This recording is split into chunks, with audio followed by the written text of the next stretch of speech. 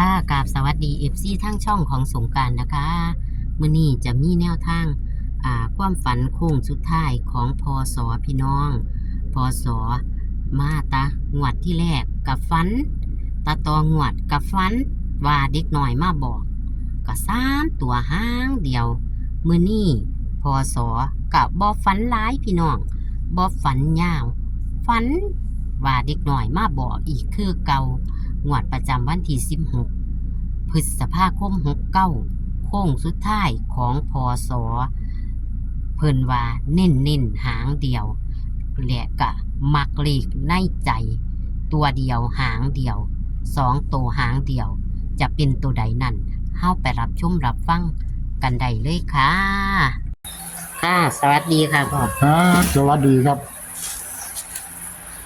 โค้งสุดท้ายแล้วเพิ่นน้อยๆบอกบ่ล่ะเพิ่นน้อยๆบอกเลขบ่ล่ะเพิ่นน้อยๆนี่ก็บ่ฮู้เด้เพิ่นว่าเพิ่นได้ยินอยู่เพิ่นว่าตัวไหนบุญแม่เพิ่นได้ยินแล้วจังว่าตัวนี้มั้ยเอาของพ่อก่อนบัดนี้ครับวันว่าได้น้อยมาบอกอีกคือกันอ๋อจ้ะ582แม่นตัวเก่าเฮามันตัวใดตัวเก่ามันเป็น547มันก็ได้น้อยบอกอันนี้582เด็กน้อยนี่เป็นเสียงผู้ใดเป็นบ่รู้ว่าเสียงผู้ใดแต่ว่าเป็นเด็กน้อยคือเก่าแม่น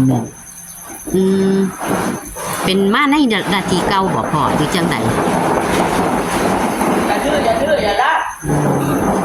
เป็นยังไงว่าจังได๋ก่อน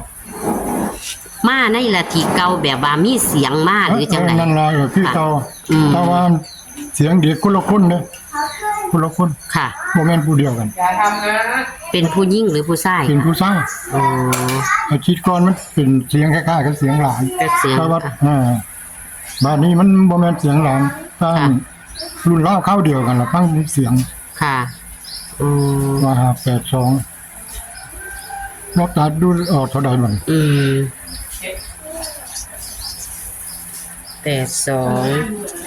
58 52นี่ในความฝันบ้านนี้เอา22ลงไปน้ำ22คิดมากนะ22เลขเบิ้ลมันมากตองดีแล้วกายมากตองดีเหลือเกินแล้ว92อีก92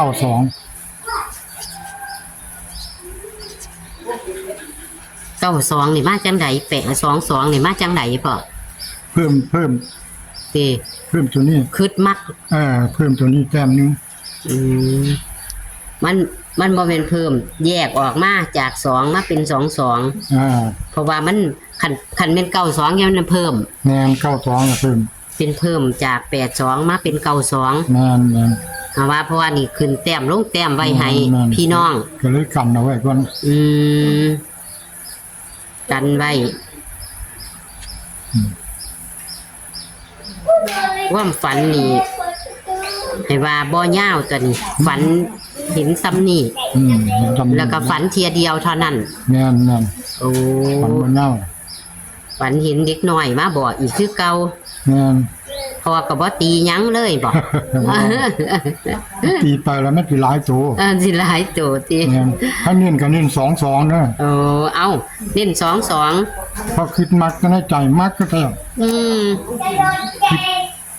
นี่ล่ะโตที่ว่านิ่นนี่ล่ะคือมันมาจังได๋ซะมาอยากรู้จักแท้คิดนั่งก็คิดนอนก็คิดกี่ออกเลขเพื่อน22บ่หรือว่าพอได้เฮ็ดเลขอยู่เฮาจังได๋สันติเด่นคิดมักซื่อคิดมักซื่อคิดมักคิดชอบคันซื้อก็สิซื้อ22กับ92นี่ในใจว่าค่ะอันที่แรกที่เฮามาเอากันนั่นพอฝันอีหยังเนี่ยฝัน2เที่ยดิเนาะตอนนั้นเนาะงั้นฝัน2เที่ยพออันนั้นฝัน547เป็นเด็กน้อยบอกคือกันเด็กน้อยบอกก กลับไปคุกทั้งสปอร์ตคุกกับซี สิว่าตะปอดมาปอดมาเบิ่งตั๊กแตนแต่ว่าพอบ่ได้ไปเสี่ยงบ่ได้ไปหยัง ตัวบ่ได้ไปเชียง มีแต่นอนฝันว่าเด็กน้อยมาบอกแค่นี้ เนี่ยอันนี้แวว ได้ยินแว่วๆบ่ ว่าอีกหน่อย แต่ว่าในใจผันคิดอำลำคือเลข22 เนี่ย เลขมักตัวนี้ คือไปกันนี่ความคือซื่อๆเด้อน่ะ ค่ะอ้าวกับพอว่าฝันหยังหลายพี่น้อง แม่น กับบ่มีแนวสิเว้าไปเนาะค่ะเนาะก็คือพอนี่ฝันเห็นเด็กน้อย แต่ว่าเป็นเด็กน้อยคือเก่าแต่ว่าหังบ่แม่นหลานเจ้าของเนาะบ่แม่นเสียงหลานเจ้าของมาบอก582กระตัดใดก็จะมี82 58 52นะคะพี่น้องแล้วก็22พอพันมักในจิตในใจของพอก็เลยให้ลง22เป็นตัวเน้นส่วน92นี่ก็คือเอาขึ้นมาแต้ม1จาก82เนาะค่ะขึ้นมาแต้ม1จาก82แต่ตัวเน้นตัวมักคือ22ค่ะพี่น้องตัวเน้นตัวมักค่ะอ้าวก็ขอบคุณพอเด้อค่ะที่ให้แนวทางนะคะบ่ฝันหลายพี่น้องมีมาฝากตัวเดียวแต่ว่ามี3ตัวหางเดียวแล้วก็2ตัวเฮาก็ตัดให้แล้วก็ตัวมักทางอีหลีก็คือ22พะนะพี่น้องเอามักกะจัดคัดกะพานเด้อค่ะพี่น้องตัวเลขของพออันที่แรกอันต้องวดกับยะถิ่มยะป่าเด้อค่ะยะถิ่มยะป่านะคะแต่ว่าตัวเลขเขาก็เป็นแค่แนวทางนะคะ เอาจะพาไปเบิ่งตั๊กแตนพอเด้อบานนี่มันใหญ่แล้วนี่ตั๊กแตนบานนี่พี่น้องป๊าดตาสะออนแท้ขอกเดียวแต่ว่าหังแขนแชนเลี้ยงคือโตอ้วนดีแท้นี่ดิบานนี่เบิ่งแน่ เปิดซิปิดเ